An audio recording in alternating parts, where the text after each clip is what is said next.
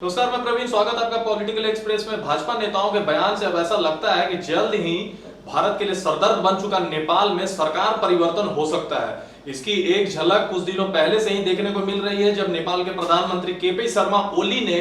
भारत सरकार पर यह आरोप लगाया था। सीधे तौर पर उनका यह कहना था कि भारत सरकार कोशिशों में लगी हुई है कि नेपाल की कम्युनिस्ट सरकार को वो गिराए और केपी शर्मा ओली को पद से हटाकर किसी और को बैठाने की जद्दोजहद में भारत सरकार लगी हुई है। अब इसी क्रम में मोतिहारी में आयोजित वर्चुअल रैली के दौरान बिहार के कला संस्कृति मंत्री, जहां पर उप मुख्यमंत्री सुशील कुमार मोदी भी मौजूद थे, वहां पर उन्होंने सीधे तौर पर बातों बातों में यह दावा कर दिया है कि जल्द ही नेपाल में मधेसियों की सरकार देखने को मिल सकती है, क्योंकि वहां मधेसियों का एक आंदोलन भी चल रहा है। साथ ही उन्होंने यह भी आरोप लगाया है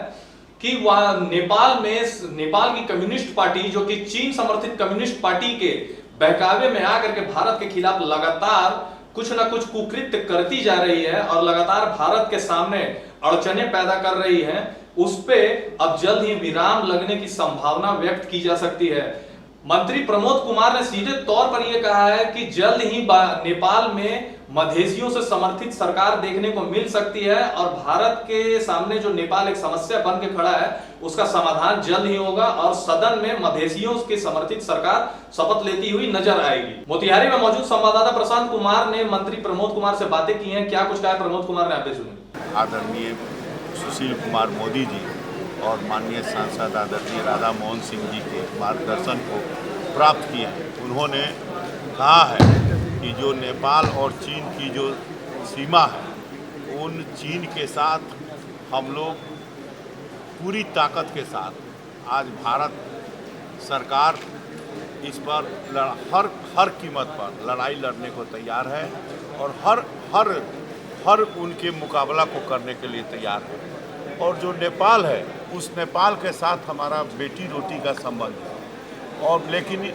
चीन की कम्युनिस्ट सरकार, नेपाल की कम्युनिस्ट सरकार, ये दोनों के बीच में जो संधि हुए हैं, उस संधि को भी हमारे भारत के जो मधेसिया लोग हैं,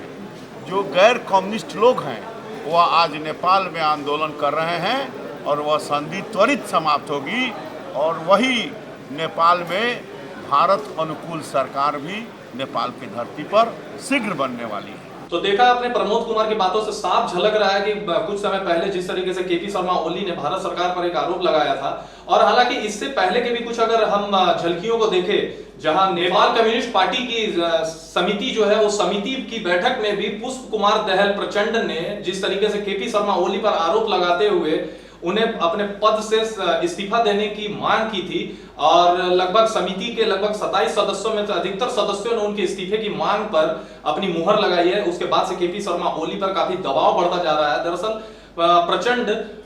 वही नेता है जिन्होंने नेपाल में एक वक्त में कम्युनिस्ट पार्टी और नक्सल आंदोलन को सबसे अधिक ताजा तरीन तौर पर एक मुहिम के तौर पर आगे बढ़ाया था, जिसके बाद से केपी शर्मा ओली की सरकार वहां पर गठित हुई थी। और केपी शर्मा ओली पर प्रचंड के इस बात का सीधा प्रभाव इसलिए देखा जा रहा है क्योंकि भारत और नेपाल के बीच में रोटी और बेटी का संबंध कहा जाता है, जैसा कि लगातार दोनों देशों के नेता भी कहते आए हैं। अब देखना यह है कि प्रचंड की बातों और जिस तरीके से केपी शर्मा ओली ने भी अपनी बातों को रखा है, उसके बाद अब कौन से राजनीतिक मोड़ देखने को मिलते हैं नेपाल की राजनीति में। खैर, इसी तरीके की तमाम राजनीतिक जानकारियों से जुड़े रहने के लिए आप हमारे चैनल पर बने रहें और अब तक आपने हमारे चैनल को सब्सक्राइब नहीं किया तो सब्सक्राइब करें और बेल आइकन दबाना ना भूलें।